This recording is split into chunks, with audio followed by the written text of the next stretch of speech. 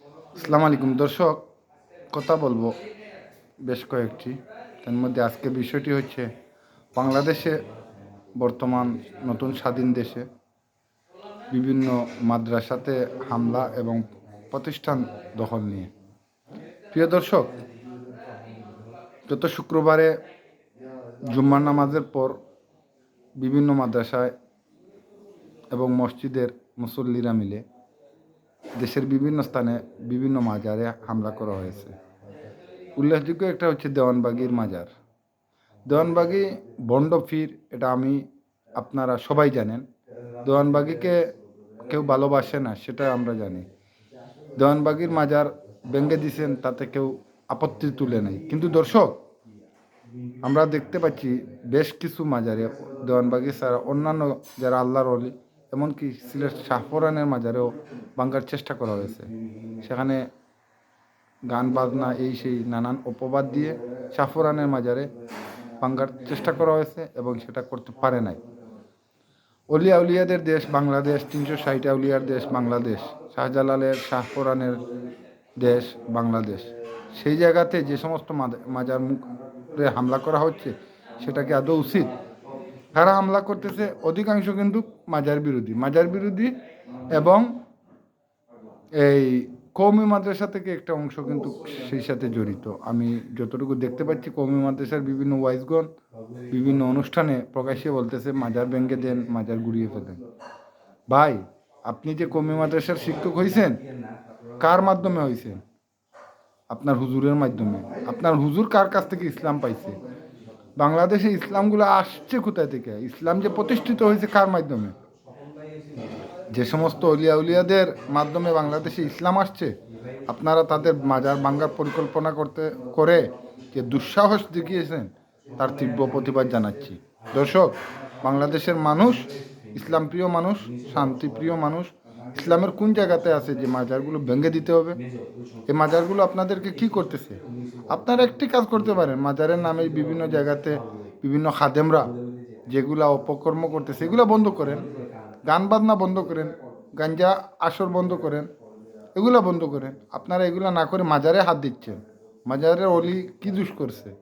আউলিয়া এখন কি দুষ করেছে আপনারা যে মাজারে হাত দিছেন? আরেকটি পক্ষ হচ্ছে কি জবরদখল। বিভিন্ন মাদ্রাসা ইদানিং দেখতেছি আমরা জবরদখল করা হচ্ছে। এটা কেন হচ্ছে? এটা কি বৈষম্য বিরোধী ছাত্র আন্দোলনের উদ্দেশ্য ছিল? 15টা বছর আওয়ামী লীগ সরকার ছিল, কোথায়? আপনারা তো একটু গাল নাড়াতে পারেন নাই। এখন সুযোগ পেয়েছেন, মাদ্রাসাও আপনাদের দখল করতে হবে, মাজার ভেঙে দিতে হবে, মাজার দখল করতে হবে। এটা কোথায় পেয়েছেন আপনারা? আপনারা থেমে যান। এখন এই সময় যদি না থামেন, তাহলে আপনাদের জন্য সামনে মহা বিপদ চলে আসবে। আল্লাহ একজন সহ্য করবে না। আর আপনারা অলিয়া উলিয়াদের মাজারে হাত দিতে যাচ্ছেন, কোন সাহস নিয়ে হাত দিতে যাচ্ছেন? আপনারা হাত দিয়েছেন একটা সেই মাদ্রাসায়। আমরা খবরের কাগজে যতগুলো মাদ্রাসা নিয়ে নিউজ হয়েছিল দেখেছিলাম, যে সমস্ত মাদ্রাসায় শিশু বলাৎকার করা হয়েছিল, জাহান্নামের ভয় দেখিয়ে মেয়ের মাকে পর্যন্ত দর্শন করা হয়েছিল, ছাত্রীকে দর্শন করা হয়েছিল, সেই সমস্ত মাদ্রাসা বন্ধ করছিলেন? আদৌ করতে পারছেন? করেন নাই। কেননা আপনাদের উদ্দেশ্য সঠিক না, উদ্দেশ্য হচ্ছে ভিন্ন। আপনাদের উদ্দেশ্য হচ্ছে মাদ্রাসাগুলো দখল করা, মসজিদগুলো দখল করা, এবং শুরু করেছেন কি আপনারা এখন মাজার দখল করতে যাচ্ছেন। আপনাদের দখলদারিত্বর শেষ কোথায়? কোথায় আপনাদের শেষ? তাই সবার কাছে অনুরোধ, ধৈর্যশীল হন। যে জায়গাতে খারাপ কোনো কাজ হচ্ছে, কোনো অপকর্ম হচ্ছে, সেগুলো বন্ধ করে দেন। মাজারে হাত দিতে যাবেন না। মাজারের যদি খাদিম ভুল করে থাকেন, ওনাকে সংশোধন করেন। খাদিম কোনো আল্লাহর ওলি না, খাদিম উনি দায়িত্বপ্রাপ্ত। ওনাকে সরিয়ে ভালো মানুষ একজনকে দায়িত্ব দিয়ে দেন, তাহলেই তো হয়ে যায়। আপনারা মাজারে হাত দিচ্ছেন কেন? আর একটা মাজার ভাঙতে যাবেন না। প্রশাসন নীরব ভূমিকায়। প্রশাসনের প্রতি আমার অনুরোধ।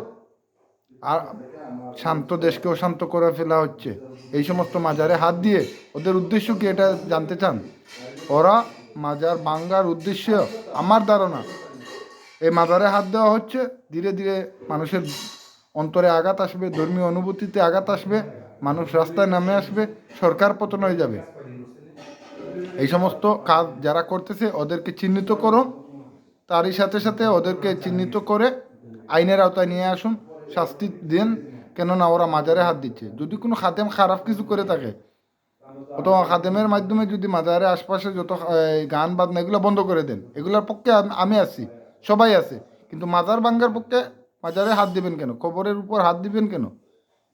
আপনাদের উদ্দেশ্য তো ভিন্ন। আপনাদের উদ্দেশ্যটা কি? যদি আপনারা যদি মনে করতাম অতীতে যতগুলো বলৎকারের ঘটনা ঘটেছে বাংলাদেশের বিভিন্ন মাদ্রাসাতে, আপনারা কি পারছেন সেই মাদ্রাসাগুলো বন্ধ করতে? সেই শিক্ষকদেরকে শাস্তি কি দিচ্ছেন? এখনও তো বলৎকার হচ্ছে, জানা অজানা অনেক কিছু।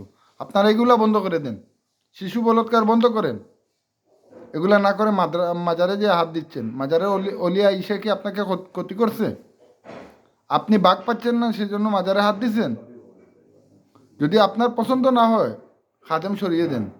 তাই বারবার আবারও বলতেছি, মাজারে হাত দিচ্ছেন, আপনাদের উদ্দেশ্য ভিন্ন।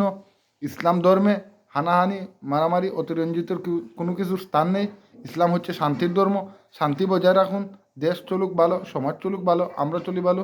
এই আশা প্রত্যাশা ব্যক্ত করে শেষ করলাম। আসসালামু আলাইকুম।